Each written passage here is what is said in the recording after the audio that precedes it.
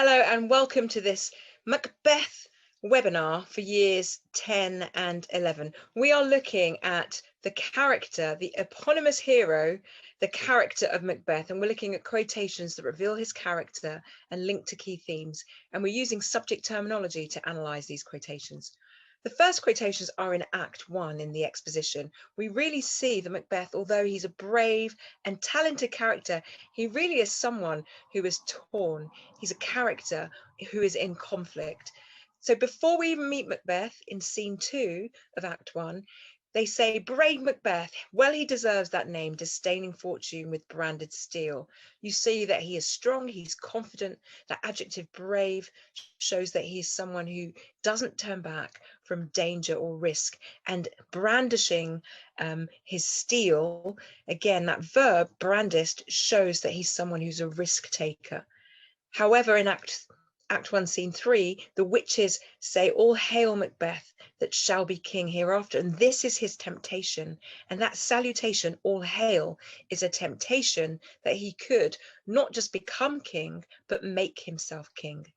In Scene 4, where King Duncan is talking about making Macbeth the Thane of Cawdor and making him his son the next in line, Macbeth suddenly, we can see that evil side, and he says, stars, hide your fires, let not light see my black and deep desires. So we can see here in this quotation that the temptation has started to really wrestle with his soul, and that adjective is color symbolism. Black desire is something unwholesome and deadly.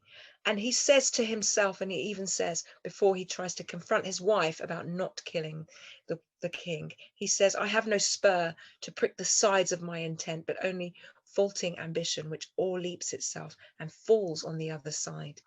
We can see in this quotation, he understands that his ambition that's driving him is going to overleap itself, is going to get into trouble.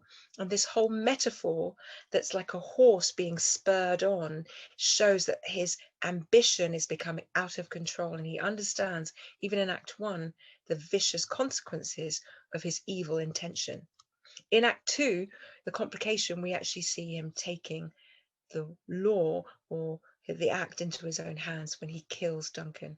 And as he kills Duncan, he hears a voice saying, sleep no more, Macbeth does murder sleep. That's interesting that the voice is condemning Macbeth as he commits regicide or killing a king, and saying that he shall sleep no more. So sleep is obviously the physical, literal sleep, but it's also the metaphorical sleep of having some rest. He's killing his own rest and security. Now in Act 2, we see the devious side of Macbeth as well. He says, who can be wise, amazed, temperate and furious, loyal and neutral in a moment? He's saying that he was enraged, so enraged that he killed the guards who killed Duncan. Now, obviously, these guards did not kill Duncan. Macbeth killed Duncan. And this is his alibi for killing them, that he was in so much rage and fury. And you can see the use of juxtaposition to show that he was a man who was overwhelmed with emotion, whereas actually we know that it was a premeditated murder of the king and those who were framed.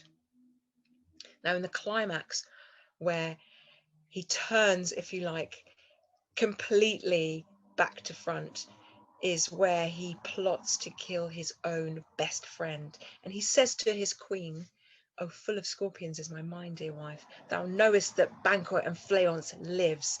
He is tormented by the idea. So the metaphor of scorpion shows his torment and jealousy, the idea that Banquo is living and that Fleance is living, and therefore his kingship that he's murdered his king for will only be a short reign. In Act 4, he seeks the witches, and it's ironic that the witches say something wicked this way comes. So in Act 4, Scene 1, the witches, who are vicious, evil creatures, call Macbeth wicked, and it shows how wicked he has become, because he decides in Act 4, the castle of Macduff I will surprise, seize upon Fife, give the edge of sword to the wife, his babes, and unfortunate souls that trace him in his line. So not only is he killing the king, not only has he killed the servants and his best friend, he's also killing innocent people. But in Act 5, he gets his comeuppance. He meets Malcolm, and he meets, more importantly, Macduff, who is not of woman born. He's been ripped from his mother, and therefore he was born of a cesarean, and he can kill Macbeth. And he realizes as his wife dies that life's but a walking shadow, a poor player that struts and frets his hour on the stage and then is heard no more. So we can see that demise from a powerful, brave character to someone who's disconsolate, desolate, depressed, and full of despair. I hope that's helped you understand Macbeth's character a bit more. Thank you for joining me, and goodbye.